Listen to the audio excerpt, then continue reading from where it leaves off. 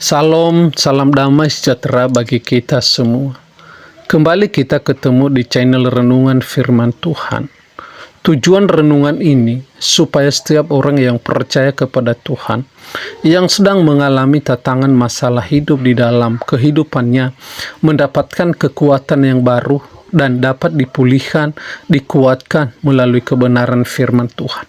Itulah sebabnya channel ini hadir bagi kita, supaya bertujuan bahwa kita tidak putus asa dalam setiap persoalan masalah yang kita alami. Bahkan kita juga mengerti bahwa di dalam persoalan itu ada Tuhan yang selalu menyertai dan memberikan kekuatan kepada kita.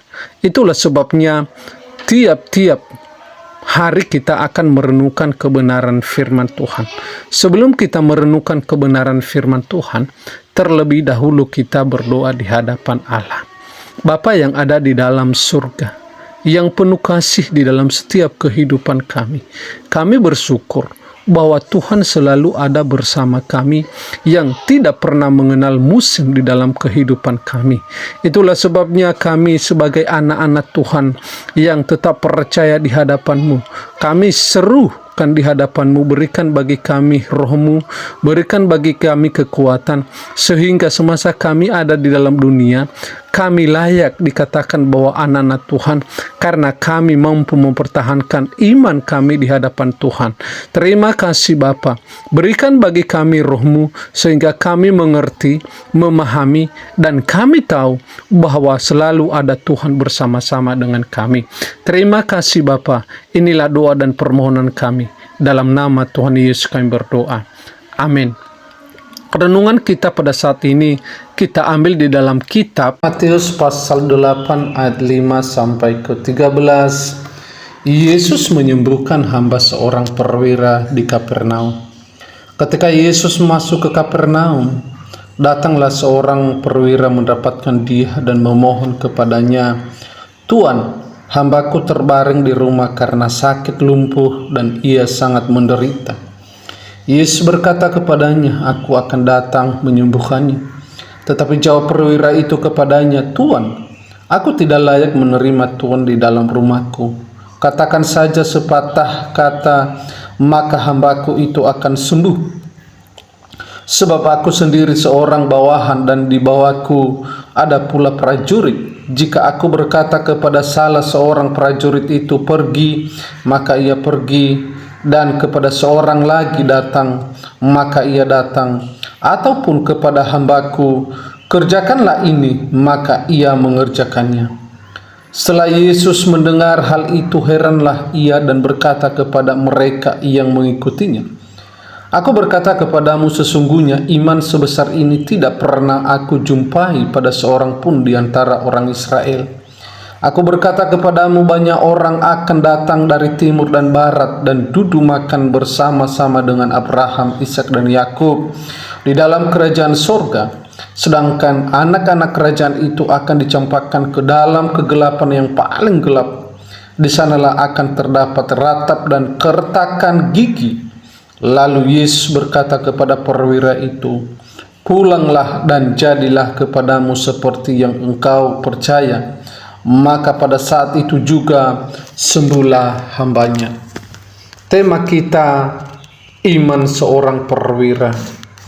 Iman seorang perwira. Menghargai dan menaati otoritas pimpinan adalah jiwa seorang prajurit. Seorang prajurit akan menunaikan tugas yang diberikan hingga tuntas.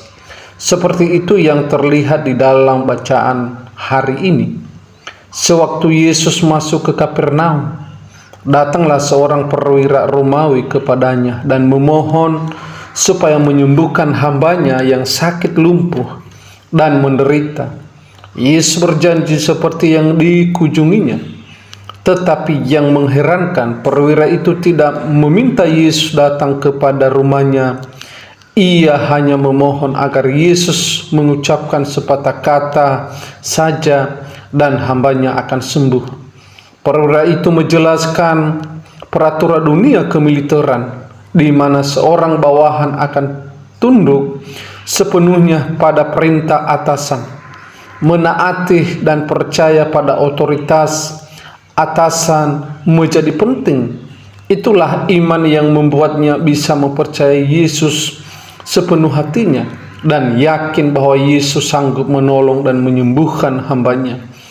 Meski Yesus tidak datang ke rumahnya, Matius mencatat keheranan Yesus akan iman yang dimiliki sang perwira itu, dan Yesus pun menyembuhkannya hambanya itu tepat seperti yang perwira itu katakan.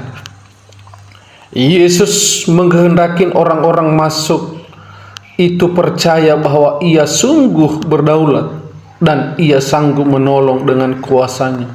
Sayangnya, orang-orang Israel hari ini menolak untuk percaya. Justru seorang perwira Romawi yang dianggap kafir malahan menunjukkan iman yang besar kepadanya. Iman yang didorong oleh kasih kepada hambanya yang menderita dan percaya sepenuhnya kepada kedaulatan kuasa Yesus. Inilah yang membuatnya tidak ragu memohon kepada Yesus. Inilah yang mendorong Yesus bertindak seperti yang diharapkannya. Maka, sudahkah kita percaya sepenuhnya kepada Tuhan Yesus? Sungguh kita meyakini akan kedaulatannya atas hidup kita. Iman sesungguhnya memiliki sisi ini, percaya sepenuh hati pada kedaulatan dan otoritas Allah.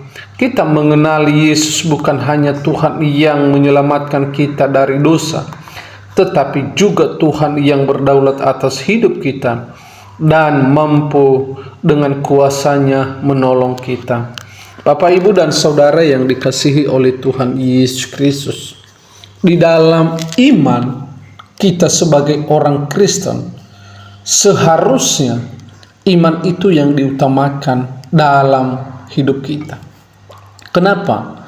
Semasa kita ada di dalam dunia, kadangkala kita diperhadapkan dengan masalah, bahkan juga penderitaan yang diakibatkan oleh orang lain dan juga dari diri kita sendiri. Misalnya seperti penyakit dan juga dari orang lain adalah memusuhi kita.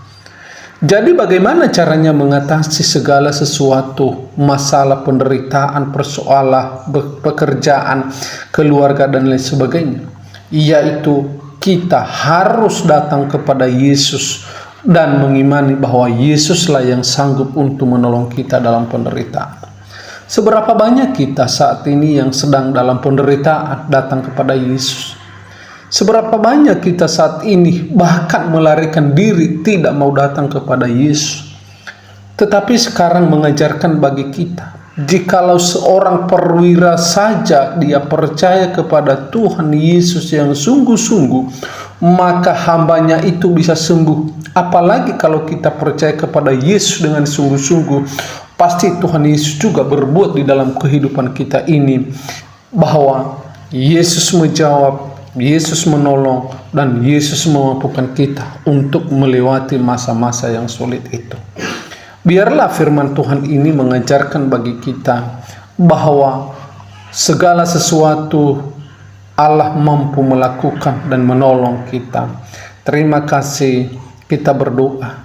Bapa yang ada di dalam surga, kami mengucap syukur buat firman-Mu yang mengingatkan bagi kami bahwa tidak ada satupun yang Tuhan tidak tolong ketika datang kepadamu. Itulah sebabnya Tuhan berikan bagi kami roh-Mu, sehingga kami tetap setia dan percaya bahwa Tuhan Yesus tetap ada di dalam kehidupan kami. Tolong kami sehingga bisa kami mengimani firman-Mu ini mulai sekarang sampai selama-lamanya. Amin. Demikianlah renungan firman Tuhan ini. Semoga Bapak Ibu dapat diberkati. Jika Bapak Ibu diberkati melalui renungan ini, silakan like, komen, dan subscribe, atau tinggalkan pesan-pesan di kolom komentar, atau juga pokok-pokok doa yang bisa kami doakan bersama-sama. Terima kasih, Tuhan Yesus memberkati.